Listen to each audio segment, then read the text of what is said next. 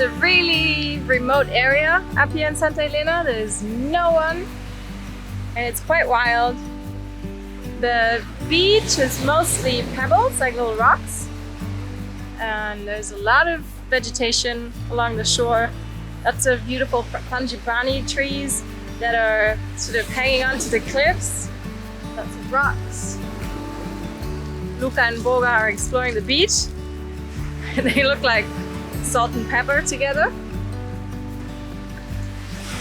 The vegetation is slowly changing once you come further north. There's a lot more cacti here. It's really interesting. We found a big skeleton, something, maybe a whale. Wow. Big.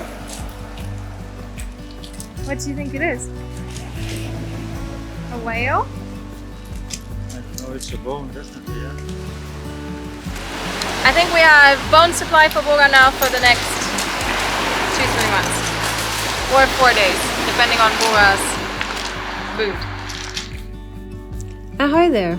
I am Nika, and this is my fellow sailor friend Paul, along with our trusty furry companions, Luca and Boga. We are currently anchored in Santa Elena, one of my favorite hidden gems along the Pacific coastline of Costa Rica. In today's episode, I invite you to jump aboard my sailboat Karl for a 200 nautical mile single-handed sailing voyage to Honduras. But before we lift anchor, let's delve into the serene beauty of this bay that has held us captive for more than 2 weeks now. Our mission? To search for a hidden waterfall. Well, hold on fast and get ready to get lost.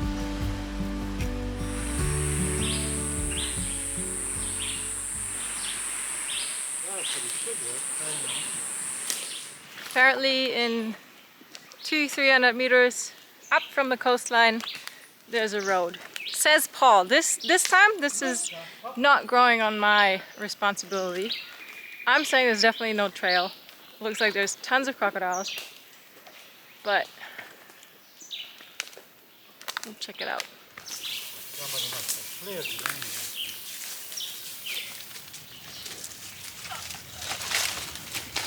Nice job, Boga. Oh no, these are the stingy palm trees. The what?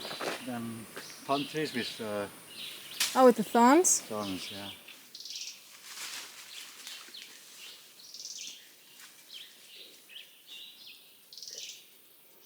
If it goes uphill, that's a bonus. That's a bonus? Yeah. Around it. Can you do this?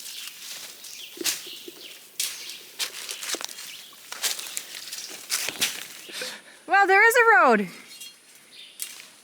No, I didn't believe you. That was faster than I thought. So there is a road, it seems. You just have to go through a couple of challenges to get there. Small ones.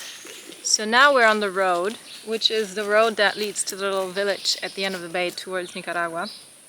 Now we're gonna walk down the road, and then there's gonna be a creek crossing the road, and then we're taking the right to look for this waterfall. It's actually a pretty decent road. A lot better than lots of roads I've been on. Do take mosquito repellent. Do take shoes that are good against thorns. Boga! Luca told me to go there. So Paul, how come we didn't take the road? Huh? Huh? How come we didn't take the road? Why did I have to go through all the thorns? The fucking GPS didn't work. Why did I have to go through all the thorns if there is actually a massive road going down there? Didn't you like the experience to be tough, Karl? I have no idea how far this goes and where it comes out. You might have to go and get the dinghy though. I could swim and get the... I would offer to try this out on the way back. Okay, let's do that. We don't need that anymore. Well, you never know, we might.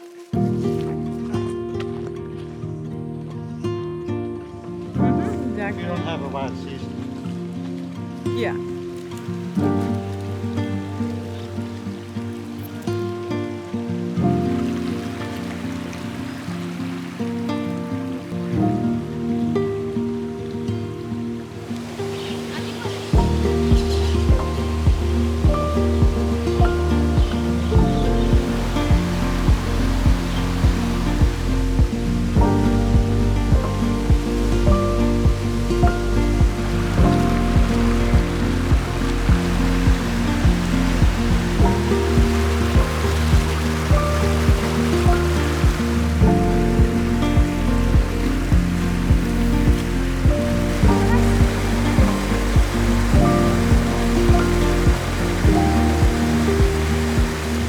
Okay, so it seems that we actually walked past the waterfall without noticing it, because we got to a point where the creek is splitting up, and Paul said that that was after the waterfall, the apparent waterfall, so we missed it. I assume it was where there was like the rocks that we had to climb a little bit, so we're gonna go back there now. In life, we often search for the grandest waterfalls, the ones that grace the pages of guidebooks and postcards. But sometimes, true happiness isn't about the size or the spectacle. It's about embracing every little moment as if it were the most precious treasure on this planet. Here, by this tiny, almost unnoticed waterfall, we found a reminder that life's beauty lies not just in the grandeur, but in these small, unassuming moments that become memories etched in our hearts. And as we sit here, chatting and laughing and savoring the simplicity of this place, we're reminded that in the smallest of things, life's truest joys are often found.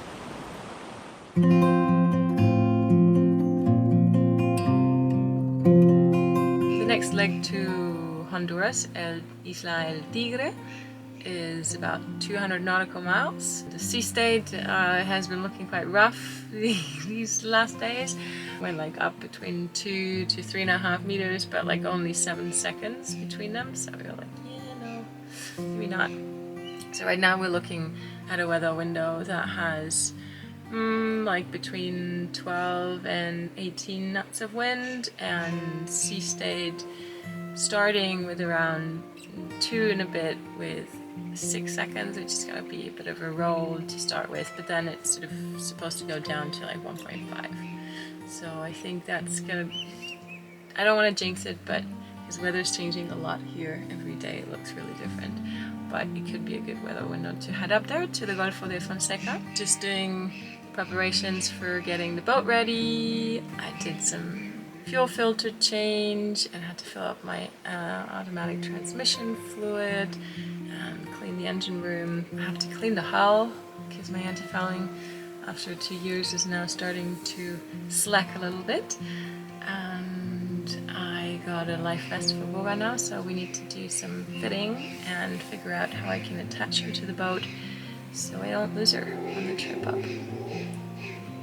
Oh, yes. Well, it's been a really beautiful time here, but now it's time to get a move on and move to a new country. But more about that.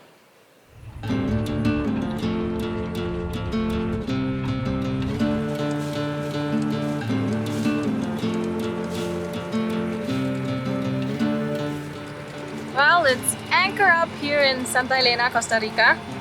There's dolphins! Paul! Dolphins! This has been a really magical place. I'm gonna miss it. It was hard to leave. But we have a good weather window and we're on our way to Isla Tigre in the Golfo de Fonseca. It's the first longer passage for me about in a year. First longer passage for Boga. Most she's done is 12, 14 hours. We'll see how things will go. Apparently we have a good weather window, but the weather here is always fairly local, so anything can happen really. Just before we left, my little 4-pod alarm was going off. Is this? Someone is angry. I was like, what's happening? And I realized we had a pelican sitting on top of the booth. So we had to get that one off before we left. I'm buddy boating with my good friend Paul on Yerba Buena, so I don't have to be alone on this passage. We're gonna try and stay close enough for VHF contact so we can call each other every 2 hours and make sure everything is fine.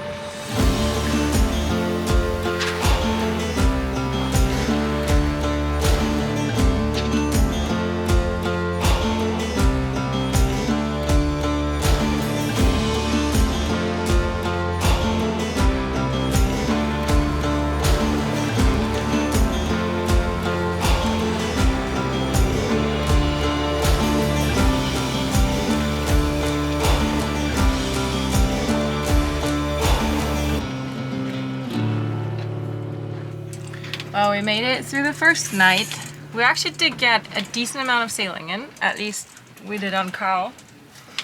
I think Paul had to motor most of the time. Because Karl's actually doing really good in sort of medium light winds. We had between 8 and 11 knots pretty much on the side. I was doing 4.5, 5.5 knots, but I had a second reef in the main and a reef in the Genoa because, oh, Boga just puked. Looks like Boga didn't make it so well through the first night. She just threw up for breakfast. We are rolling with it, but not that bad. I cleaned my hull before leaving and Paul didn't, so he's quite slow. So I had to reef quite a bit to not pace away with Karl. And now also we have 8 knots apparent wind, sailing closed hull, and I'm doing nearly 5 knots. Well, 3.8 and then 4.7, so I'm in between that. That's really not too bad at all. I think Paul still has his engine on. I think for him the winds are too light to sail. But somehow, yeah, I don't know. I haven't really filmed anything because I was super tired and I was also a bit worried. It was the first night passage with Boga.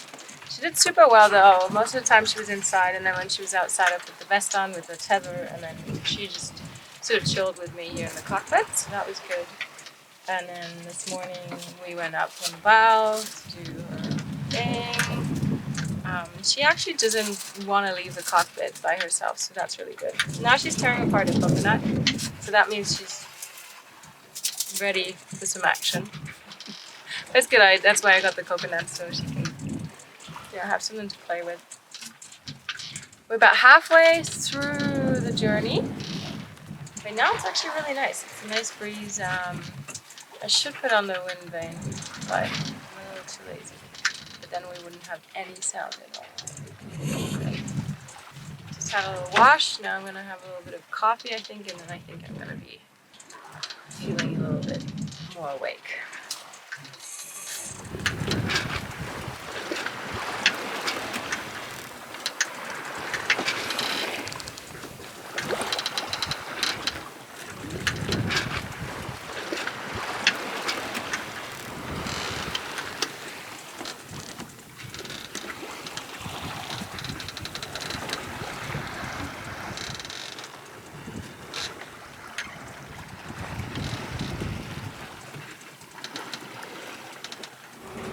Well, we're just crossing Corinto, which is like a commercial port.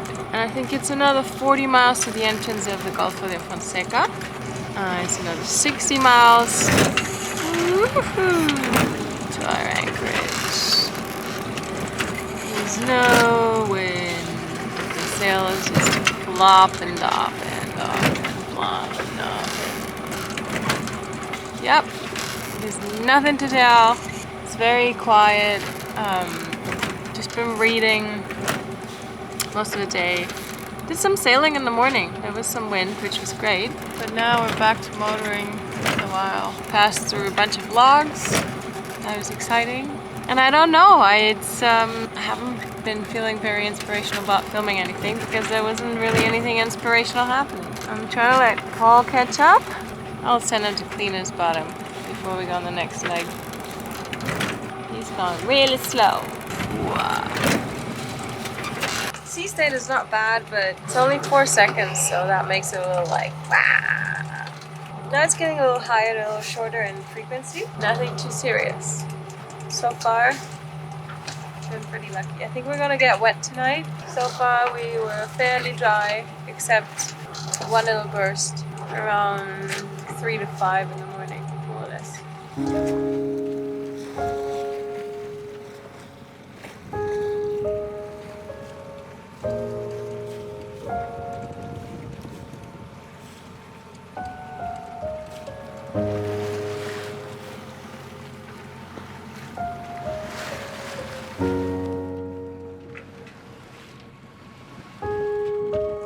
Good morning!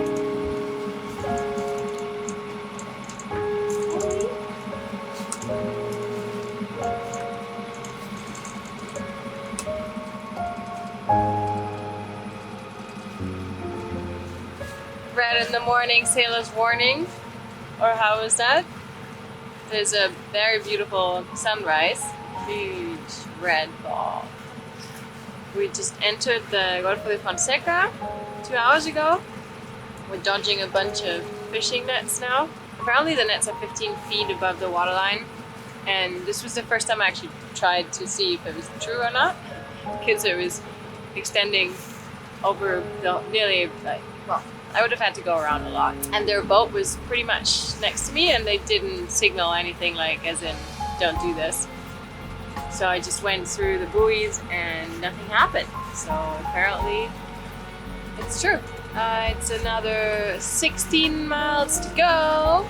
And then we're in Untie The Tigre, just brewing some coffee. There's a lot of traffic and a lot of fishing boats last night. Yeah, I'm doing between 4 and 5 knots and still saying course. I was just gonna give you a heads up. The light that I saw, the fisher, is just on my port side now. But apart from that, it was completely uneventful.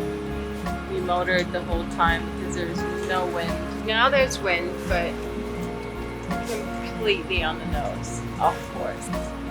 It is what it is. As uneventful as this 200 nautical mile solo passage has been, my gratitude knows no bounds, especially for the way my loyal companion Boga has adapted to this journey.